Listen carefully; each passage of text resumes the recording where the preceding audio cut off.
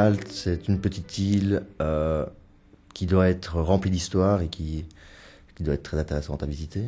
J'espère avoir un dépaysement absolu. Je ne l'aurais jamais situé en dessous de la Sicile. Je sais que mes cours que je vais étudier seront en anglais, que logiquement la population parle assez bien anglais, enfin j'espère, mais je ne sais pas du tout à quoi ressemble leur langue. Ils vont entrer dans l'Europe. Qu'est-ce qu'ils vont y faire étant si petits? Je n'ai pas d'a priori sur les peuples habitant sur des îles, j'ai envie de dire. Je pense qu'ils doivent être ouverts comme n'importe quel autre peuple. Je sais que c'est une république, mais sinon, je sais bien qu'il y a un président. Je me demande comment ils peuvent bien se déplacer sur l'île. J'ai pas lu grand-chose là-dessus, donc je m'attends à avoir quelques surprises.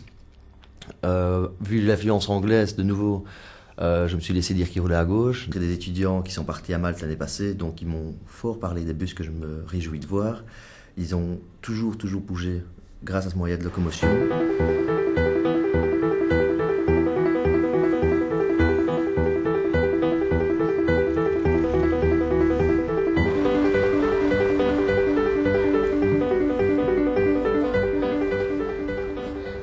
Voici mon coup de cœur maltais, les transports publics, le bus, le transport préféré de tous les Maltais, avec un charme indescriptible, on se croirait à Cuba. Chaque conducteur a son propre bus et donc le décor à sa manière. Souvent on revient avec l'idée de la religion catholique est fort présente dans ce pays. C'est très spécial de voyager en bus ici, même si c'est très pratique, très bien organisé. Il y a un nombre incontable de bus. On peut se déplacer dans tout le pays grâce à ce moyen-là. Tous les bus partent de la capitale, donc La Valette, et reviennent à La Valette. Dès qu'on a compris le fonctionnement, il faut un peu de temps au début, on peut très aisément se déplacer dans tout le pays.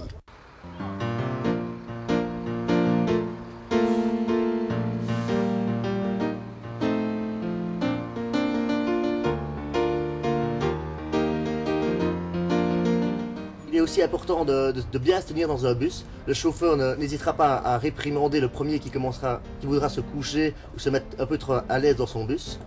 Le prix est très minime, donc c'est un moyen de transport abordable pour tout le monde.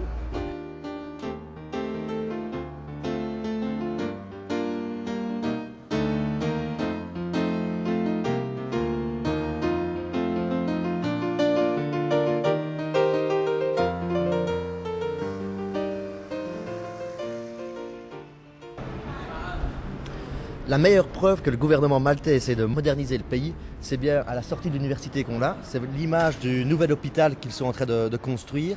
Il est immense, il est comparable à un hôpital universitaire belge, je dirais. Ils ont investi énormément dans ce projet. L'État essaie vraiment de promouvoir l'université pour les Maltais. Donc ils essaient vraiment qu'un maximum de Maltais puissent accéder à l'université. Il y a un grand nombre d'étudiants. Moi je suis étudiant en économie ici. J'ai appris quand même que beaucoup de choses, c'est qu'ils ont un niveau tout à fait comparable au nôtre, en tout cas dans ma section.